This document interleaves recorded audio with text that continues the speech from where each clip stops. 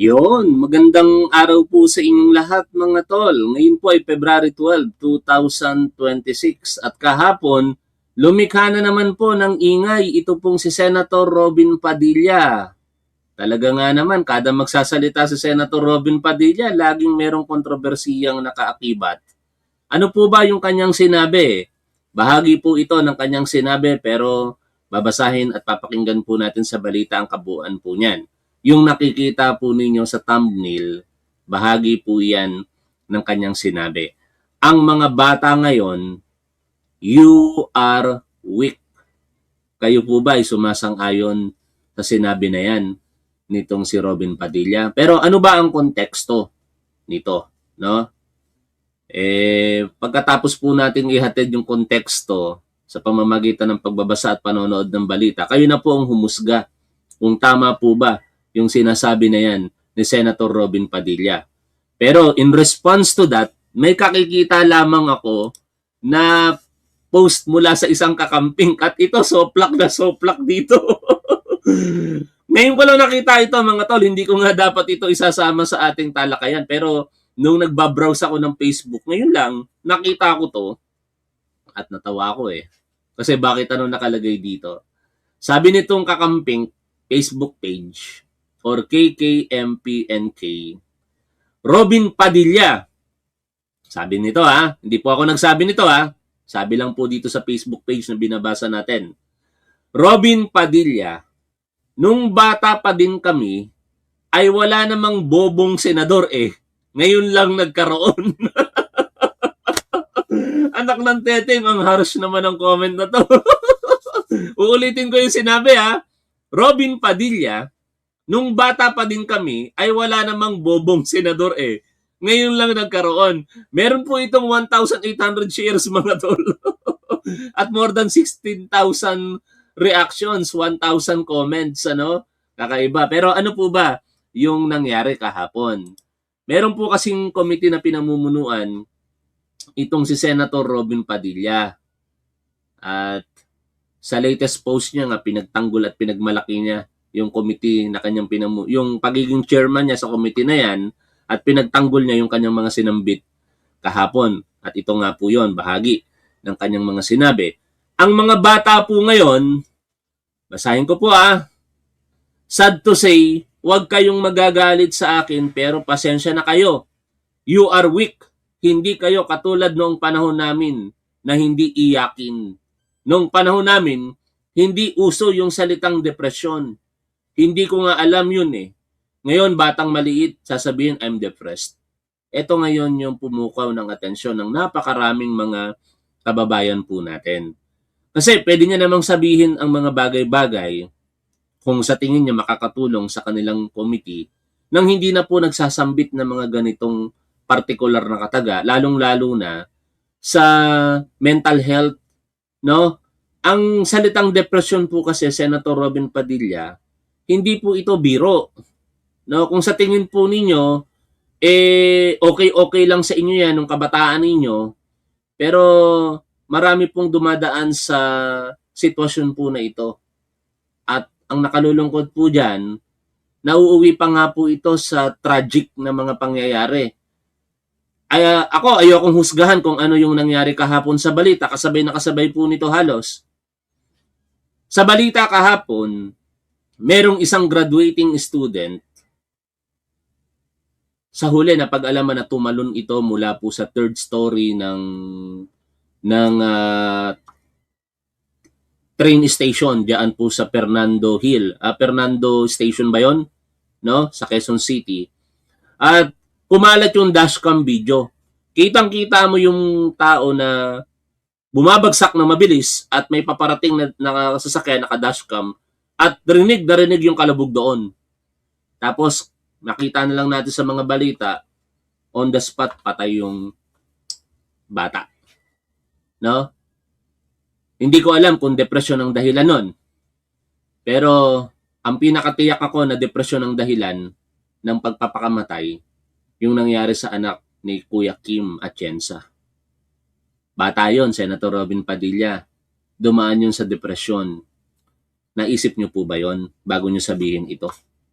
Ngayon, ito po kasi mga tol, yung sinabi ni Robin Padilla kahapon eh. Pakinggan po ninyo ito. So, ang mga bata po ngayon, sad to say, huwag kayong magagalit sa akin. Naku, maraming batang magagalit siguro, pero pasensya na kayo. You are weak. Hindi kayo katulad ng panahon namin na hindi kami iyakin. Natuto kami sa kalsada. Natuto kami na huwag umupo, umiyak. Nung panahon namin, hindi uso yung salitang depression. Hindi ko nga alam yun kung ano yung depression. Ngayon, batang maliit, sasabihin, I'm depressed.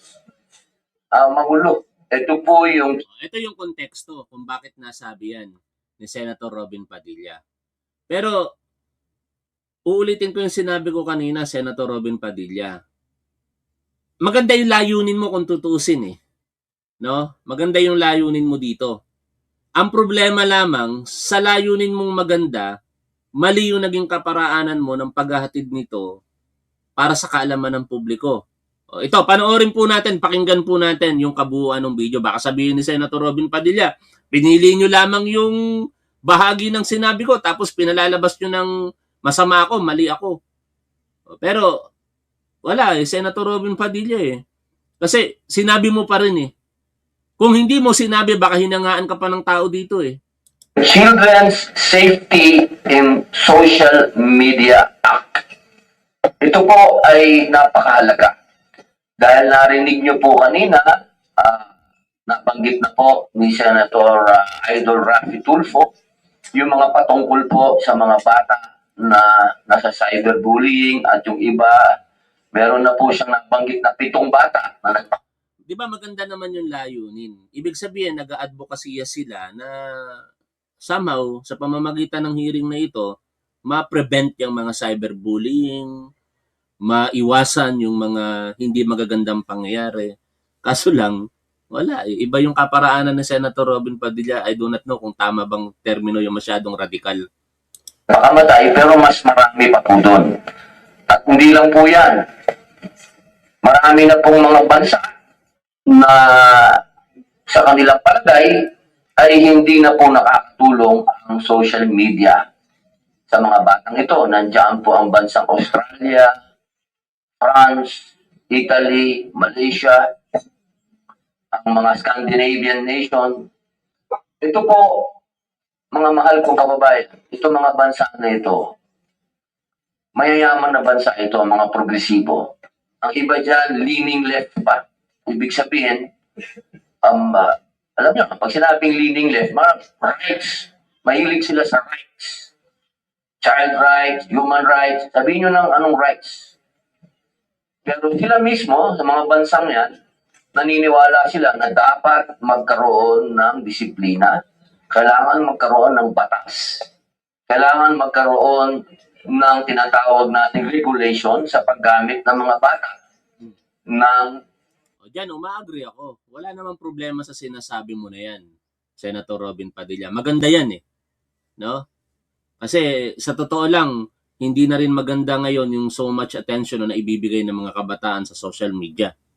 Napapabayaan na nila yung mga ibang bagay, na i-involve sila sa mga bagay-bagay na hindi dapat pa nila nakikita. O. Kaso nga lang, sinabayan mo pa ng mga ganitong kataga, Senator Robin Padilla. social media. Kaya, ito po ang dapat natin pag-usapan. At hihingin ko po ang bawat isa sa inyo, sa bawat isang ahensya, no? Sana magkaroon na lang po ng bawat ahensya na isang tagapagsalita dahil masyado pa itatagal. Kung lahat po ay magsasalita, bawat isang ahensya, magbigay na lang po ng isang pahayag. At kung kayo po ay pumapayag o hindi, kapag ka hindi po, oo, meron lang po kayong ilang minuto para magpaliwanag. At ito pong bagay na ito, ang hinihingi ko po sa inyo, isipin po natin yung mga bata. Ang future ng mga bata. Kinabukasan ng mga batang Pilipino. Ang idudulog ko po sa inyo kung ano yung nawawala sa mga bata kapag masyado na sila sa social media. Unang-una na yung kabataan nila. Dahil siguro naman, iba dito, hindi ko mang kaedad.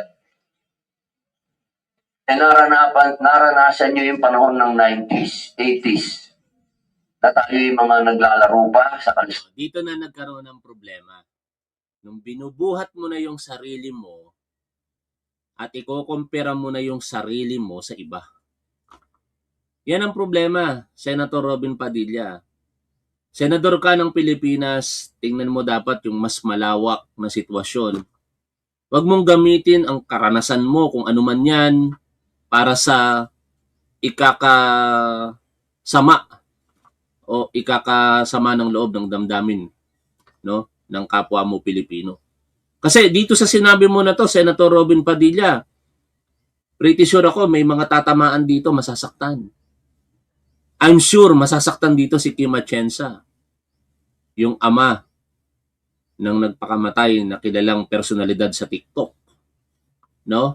I'm sure yung mahigit sa 2 o 3 ko pong mga estudyante na nagpakamatay dahil sa depresyon, yung mga magulang nila, kung mapapakinggan ito, masasaktan sila.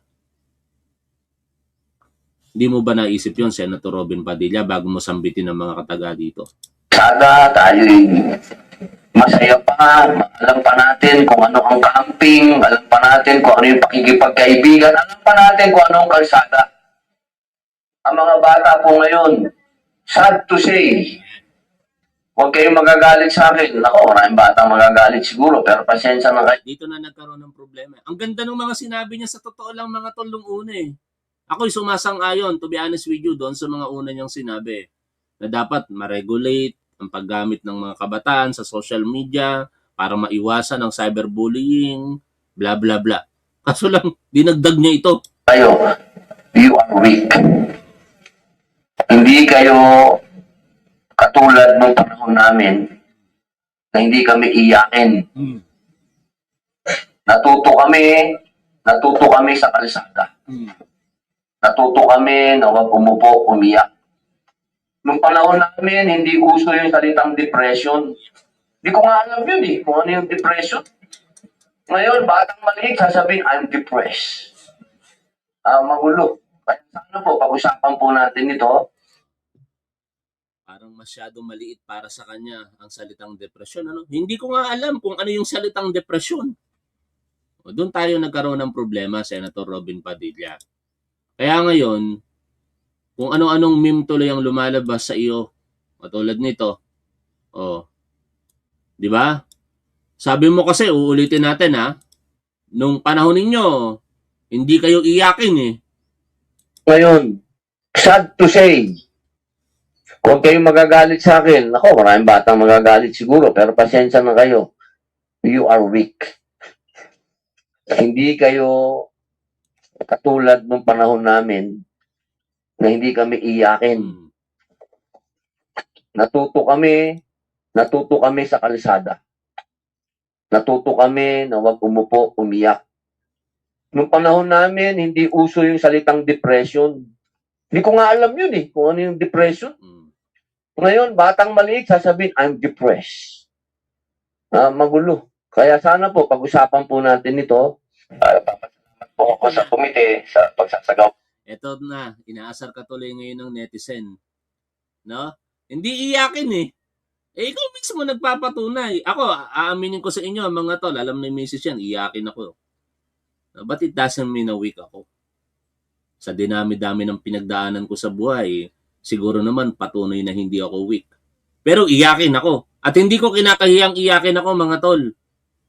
O ikaw, may pasabi-sabi kang hindi ka iyakin, pero dito, nung makulong si Rodrigo Duterte, iyak ka. O ng hearing na ito at sana makabalik na dito si Tatay Digong. Kung ano man ang kanyang pananagutan, alam ko po, buong tapang niya ito harapin dito sa ating sariling bayan. We have our own judicial system. After all, it is for the Filipinos to judge if he has done his job effectively as president of this country. Pilipino po ang dapat humusga kay Tatay Digong. Kung nakakalakad ba Iyak. ang ating mga anak sa gabi Iyak. na hindi nasasaktan. Akala ko ba hindi ka iyakin?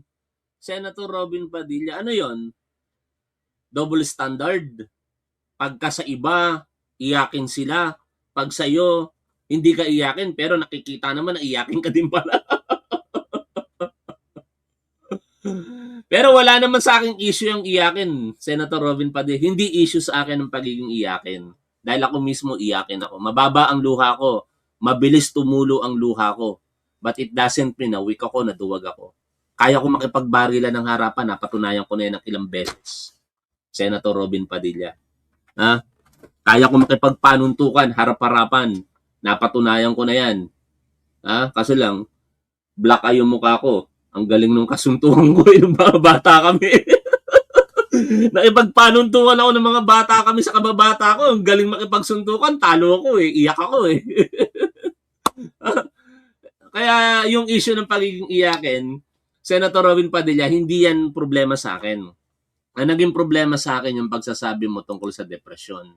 Ngayon, bibigyan kita ng pagkakataon sa programa na ito, ilalahad ko yung panig mo. Kasi nagpaliwanag ka eh.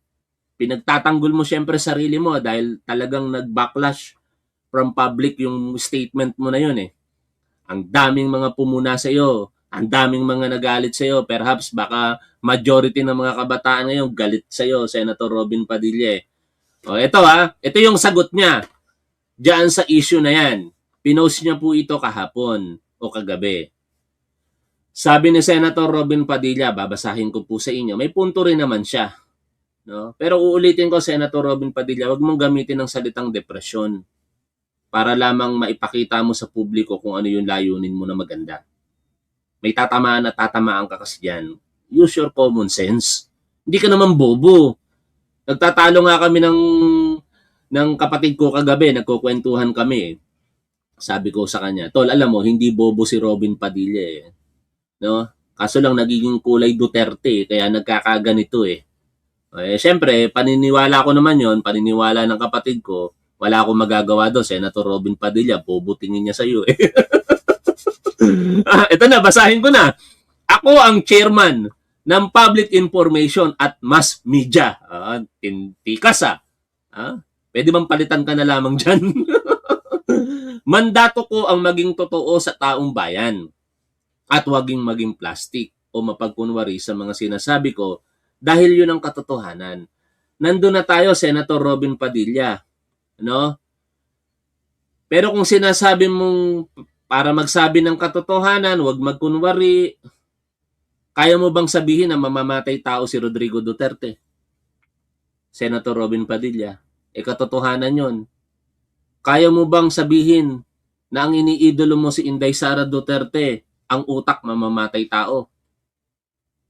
Kaya mo bang sabihin na ang ilan pa sa mga Duterteng sinusuportahan mo, mga bastos ang bunganga?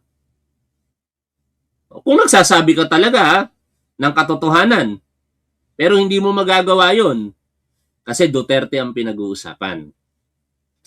Ang nagsasabing mahina o weak ang kabataan ngayon ay ang mga datos ng suicide o pagpapatiwakal na aming pinag-aralan sa aming opisina. Hindi bunga lang ng aming mungkahi o opinyon. Dapat inilahad mo yan. Ano yung sinabi mo na nung kami noon, ang liwanag na sarili mo tinutukoy mo eh. Hindi naman yung datos, dito mo na lang sinabi. Katunayan ay sa buong pag-aaral din ng ibang mga progresibong bansa, pati na ang World Health Organization ay nagpapatunay sa mga datos. Ang pagpapatiwakal ng mga kabataan na isang kritikal na alalahanin sa Pilipinas, kung saan halos isa sa 5 kabataang Pilipino na may edad 15 to 24 ang nag-iisip na wakasan ang kanilang buhay ayon sa isang survey noong 2021.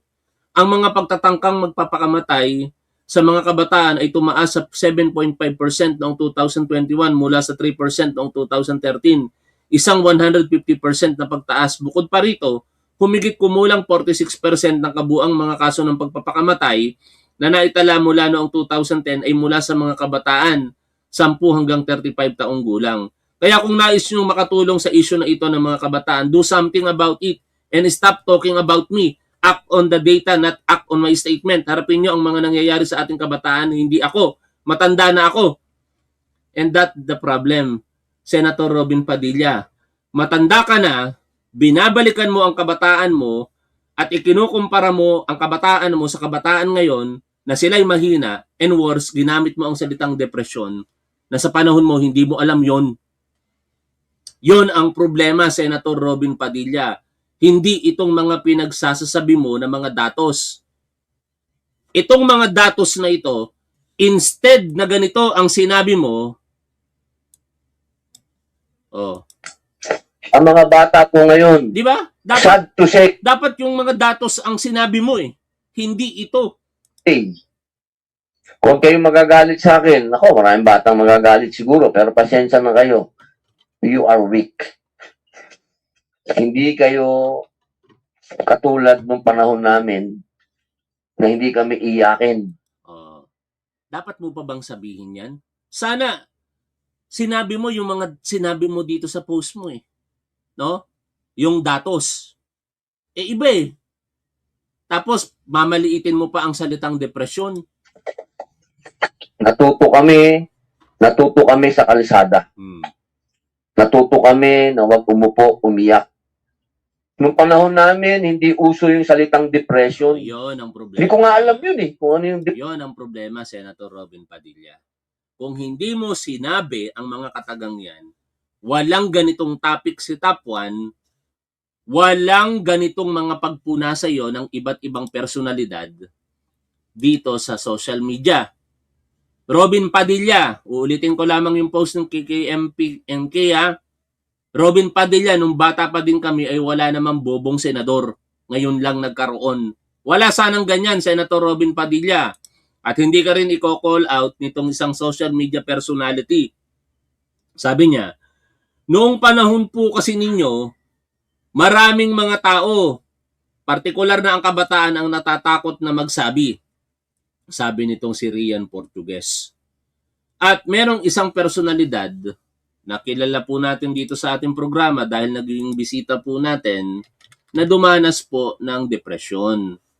No? At basahin po natin yung kanya pong post.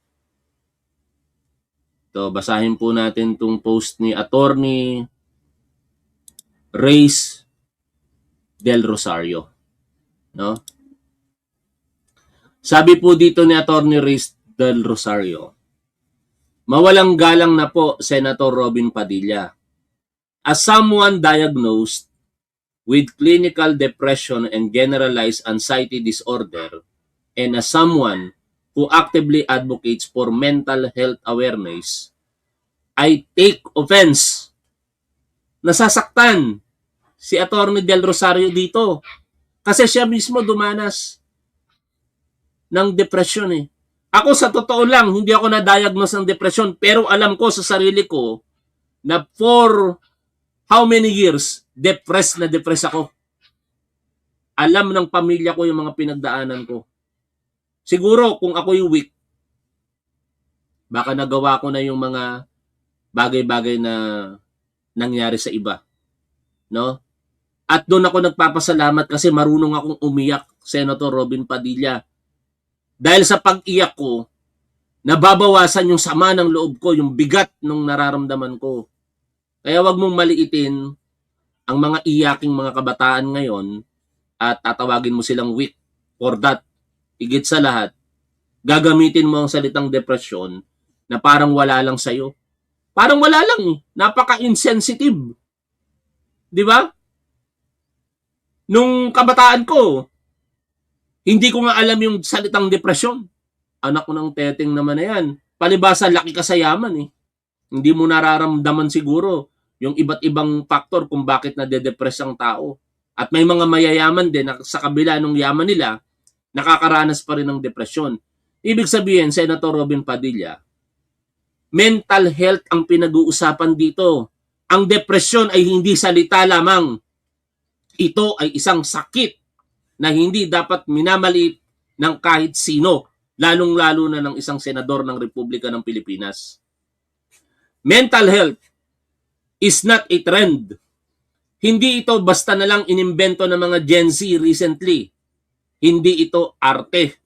Hindi ito kahinaan. It is a medical condition recognized by science by doctors and by our own laws.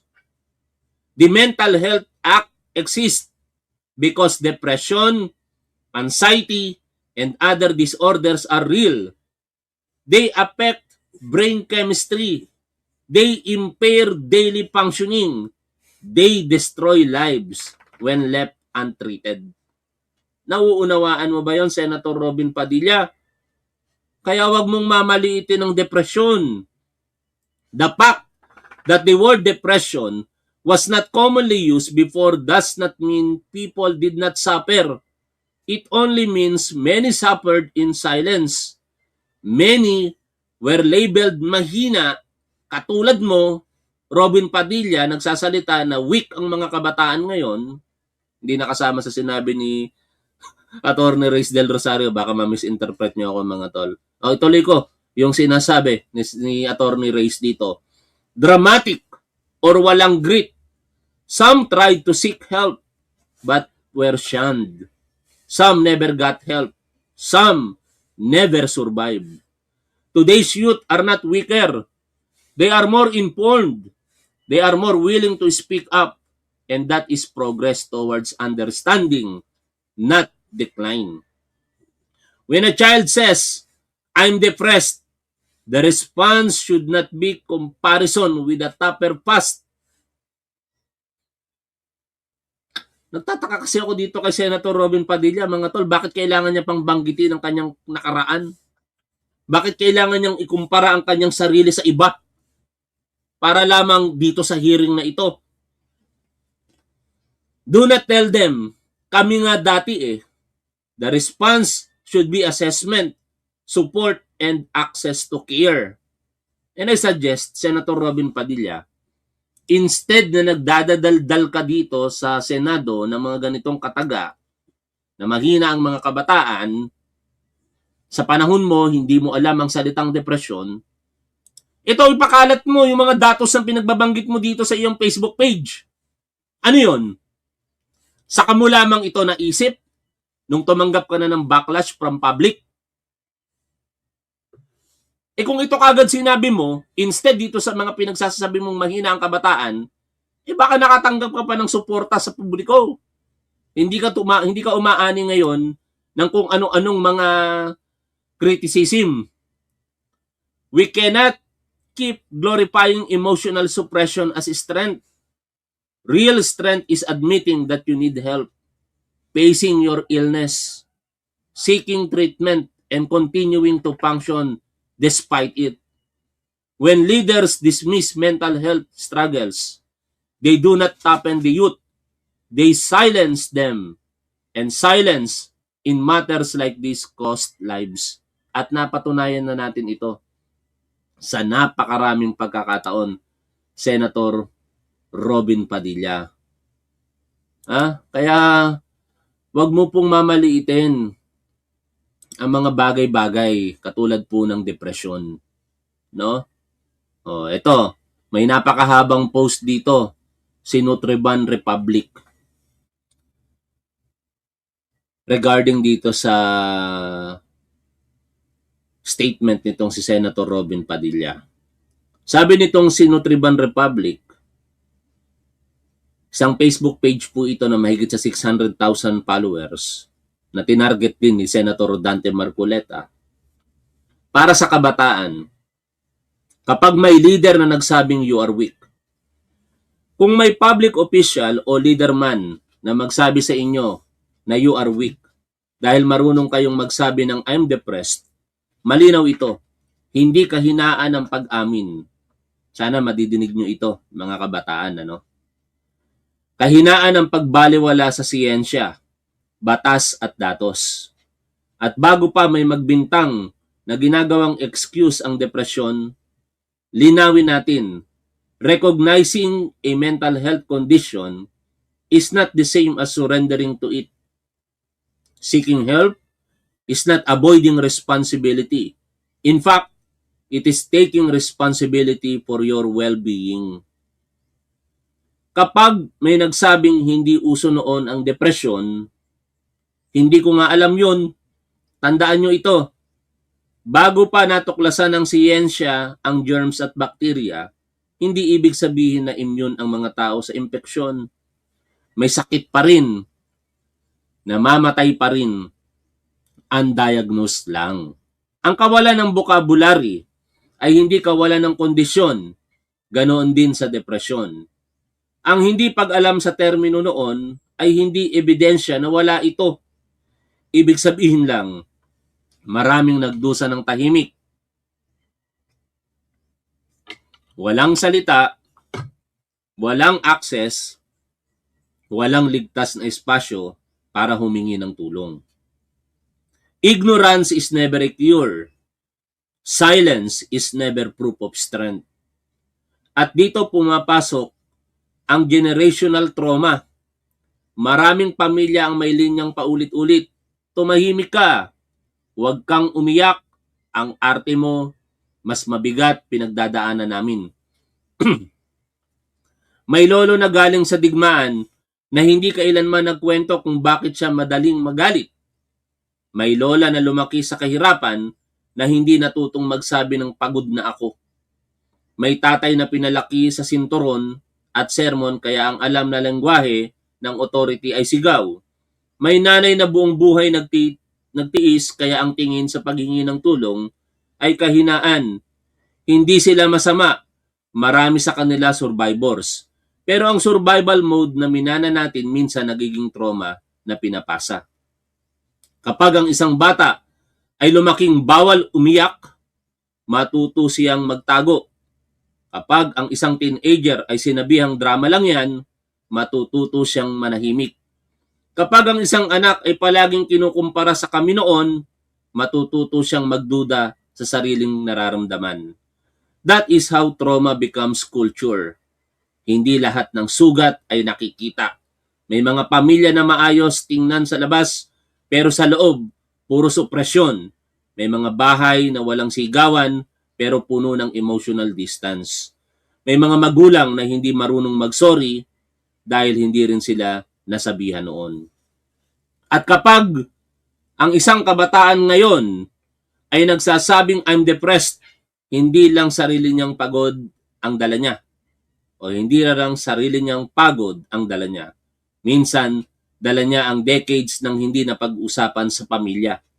Hindi ito pauso. Depression is a clinically recognized psychiatric condition supported by decades of psychiatric and neuroscientific research. It is recognized in global diagnostic standards and treated as a legitimate health condition worldwide. Sa Pilipinas, may Republic Act number 11036, ang Mental Health Act, na kumikilala na ang mental health ay bahagi ng public health system. Hindi gumagawa ng batas ang Kongreso para sa arte. Hindi kinikilala ng medisina ang trend bilang disorder. At kung may magsasabing, dati nga wala namang ganyan, sagot niyan ay simple. Mas kaunti ang diagnosis noon dahil mas kaunti ang awareness. Hindi dahil mas kaunti ang may pinagdadaanan. Increased reporting does not automatically mean increased weakness. Often, it means increased recognition and reduced stigma. By the way, binabasa ko lamang mga tol yung komento nitong si Nutriban Republic. Hindi po sa akin galing to. Binabasa ko lamang. Ituloy ko po ang pagbasa. Kapag may nag-romanticize nang hindi kami iyakin noon, tandaan ninyo, survival is not the same as health. Maaari kang nakaligtas pero sugatan, maaari kang tahimik pero hindi gumaling. Emotional suppression is not automatically resilience. Often, it is unprocessed trauma and carried quietly. Hindi rin totoo na ang pag-amin ng mental struggle ay pag-iwas sa accountability. Therapy does not cancel discipline. Diagnosis does not cancel effort. Treatment does not cancel responsibility. In fact, people who seek help are often doing the harder work of confronting themselves instead of projecting pain onto others. Mas mahirap umamin kaysa magkunwari. Mas matapang magsabi ng kailangan ko ng tulong kaysa magtago sa likod ng pride. That is emotional intelligence. That is psychological courage. Ang tunay na generational strength ay hindi ang pagpapatuloy ng pananahimik. Ang tunay na lakas ay ang pagsira sa cycle. Kung hindi marunong mag-sorry ang nakaraan, matuto tayo ngayon.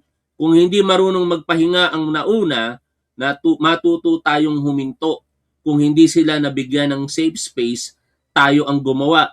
Hindi ninyo obligasyon bumalik sa kultura ng pananahimik para lang magmukhang matatag. Obligasyon ng mga leader na magbasa, umayon sa batas, at magsalita ng responsable, lalo na kung ang salita nila ay may implikasyon sa public policy at kultura. Kaya kung may magsabi sa inyo na mahina kayo, tandaan nyo ito, you are not weak for speaking. You are strong for choosing evidence over ego, health over shame, and healing over inherited silence. Break the cycle. Yan po ang pahayag ni Nutriban Republic para sa mga kabataan in response dito po sa pangmamaliit nitong si Senator Robin Padilla, partikular sa salitang depresyon. No? And finally mga tol, ito yung gusto kong iwanan sa inyo sa topic na ito. Ang komento na napakaikli ni Fiscal EJ diyan po sa issue na ito. Sabi ni Fiscal EJ, the youth aren't weak for speaking about mental health. On the other hand, what makes a senator weak is his ignorance. Sana mabasa mo yan, Senator Robin Padilla. No? Sa mga nakikinig po sa atin ngayon, mga tol, ang depresyon po ay hindi po biro. Huwag po natin kailanman mamaliitin. May mga nababasa ako na kapwa po natin sumusuporta sa gobyerno, sumusuporta sa ating Pangulo at sumusuporta dito sa ating programa. Pero nalulungkot ako na para kayong nahahawa kay Senator Robin Padilla na nagiging insensitive po kayo. Kung kayo po'y malakas, kung kayo po'y sa tingin ninyo hindi nakaranas o nakaranas ng depresyon pero napagtagumpayan ninyo ito sa inyong kaparaanan, do not compare yourself to others. No? Mental health problem po ito. Depression ay nagkokos po ng buhay ng tao kaya wag po natin itong mamaliitin. Instead na ikumpara po natin ang ating sarili, ang ating mga pinagdaanan sa iba, partikular sa mga nakakaranas ng depresyon, wag po natin gawin ito.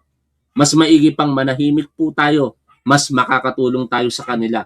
Instead na nagsasalita tayo na maaari pang maka-offend sa mismong taong nakakaranas ng depresyon at sa mga taong mahal po nila sa buhay. Sana ma-realize po ninyo yan. No? Mas mabuti pong manahimik tayo kaysa magsasalita pa tayo tapos makakasakit po tayo ng kalooban ng iba. Hanggang dito na lamang muna mga tol. Shoutout po sa inyong lahat. Lagi po nating tandaan kung ano ang tama at dapat doon po tayo. Keep safe. See you always. Bye for now mga tol.